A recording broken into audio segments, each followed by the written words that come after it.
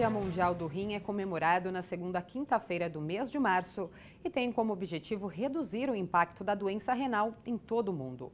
A data, coordenada pela Sociedade Brasileira de Nefrologia, será celebrada no dia 12 de março com a campanha Saúde dos Rins para Todos, Ame Seus Rins, Dose Sua Creatina. Para falar sobre o assunto, recebemos a doutora Andréa Pio de Abreu, nefrologista e diretora da Sociedade Brasileira de Nefrologia. Doutora, muito obrigada pela participação. Boa tarde. Eu que agradeço. Obrigada, Carol, em nome da Sociedade Brasileira de Nefrologia, esse espaço para divulgar esse evento tão importante.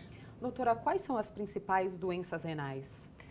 A principal doença renal, o grande carro-chefe dentro desse contexto da nefrologia é a doença renal crônica. E dentro da doença renal crônica existem duas causas maiores, que são a hipertensão arterial e o diabetes. Então, a doença renal crônica causada pela hipertensão e a doença renal crônica causada pelo diabetes são os grandes carros-chefes das doenças renais. Uma outra doença que acaba cometendo muita parte da população também é o próprio cálculo renal, a litíase renal. E quais são os principais sintomas, dessas doenças? Isso é uma coisa muito importante e é uma da grande justificativa para a importância dessa campanha.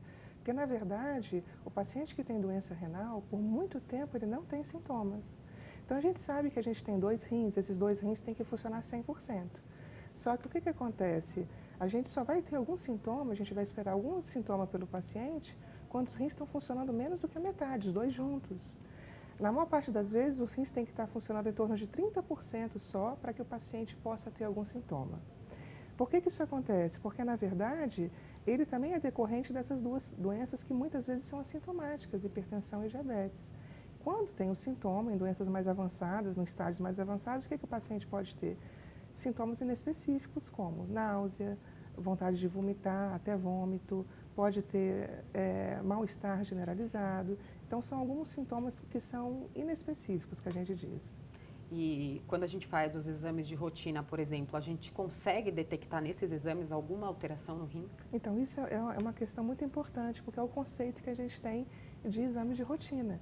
Então, é muito frequente que o paciente ele acompanhe por muito tempo com o médico e vá frequentemente a uma consulta médica, só que são dosados alguns exames que não compreendem os exames da função renal.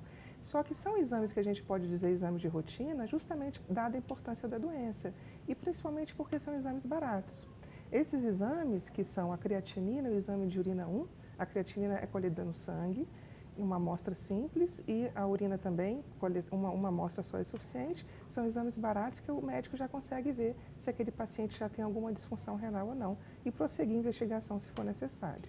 Então, é super importante a gente fazer pelo menos uma vez por ano, esses exames de rotina. Principalmente os grupos de risco. Então, se a pessoa é saudável, a pessoa não tem não tem essas doenças que eu mencionei, como hipertensão e diabetes, e não faz parte de algum outro grupo de risco que a gente pode mencionar depois, na verdade, não necessariamente tem indicação de fazer todo ano. Mas, se já tem essas doenças, é importante sim saber como é que está a função renal. E principalmente o indivíduo idoso também, independente dele ter doença ou não. E doutora, a senhora falou de grupos de risco. Quais são esses grupos? Exatamente. Então, quais que a gente considera os grupos de risco? A gente já pode imaginar que os hipertensos e diabéticos, né? Então, essas duas doenças por si só já fazem com que haja necessidade de ver como é que está a função renal.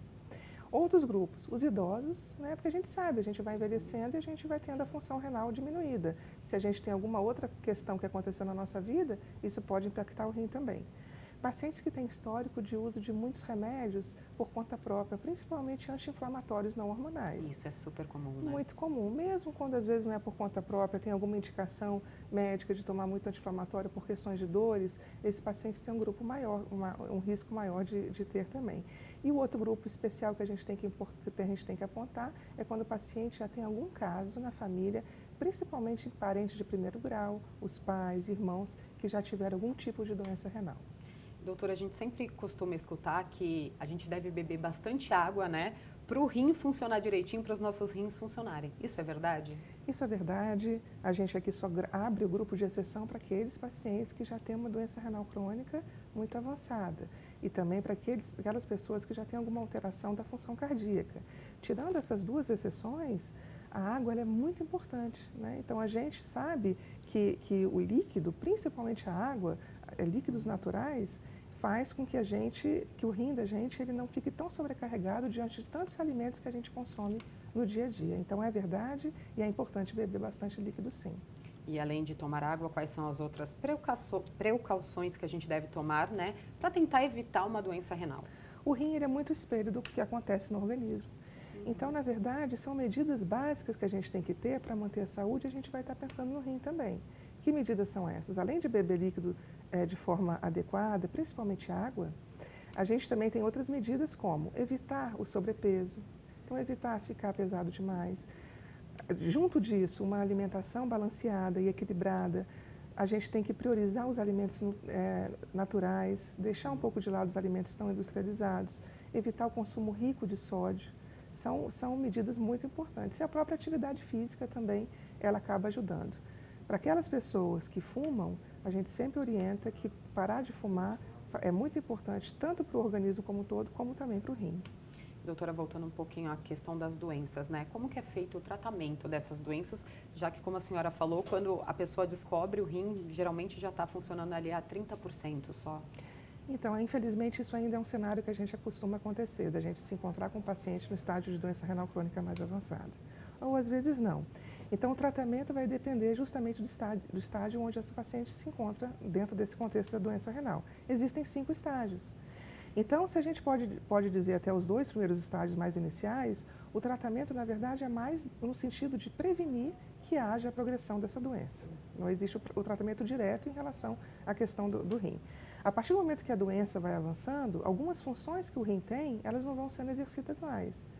De equilibrar a água e o sal que a gente tem no organismo, a produção de alguns hormônios relativos, inclusive à anemia, relativos à doença óssea, tudo vai sendo diminuído ao longo da disfunção renal. Então, a gente vai precisar lançar mão de alguns medicamentos para poder fazer com que esse rim, ele que não está funcionando, tenha essa função por meio de medicamentos. E, finalmente, naqueles estágios mais avançados, principalmente quando o rim está funcionando menos do que 15% a 20%, a gente já tem que pensar em lançar a mão do que a gente chama de terapia renal substitutiva. Terapia renal que vai substituir a função do rim. Quais são elas? Diálise, que pode ser tanto hemodiálise pelo sangue como diálise peritoneal pela barriga ou transplante renal para aquele paciente que tem condição clínica. Doutora, muito obrigada pelas informações. A gente que agradece, viu, em nome da Sociedade Brasileira de Nefropatia, novamente. Muito obrigada.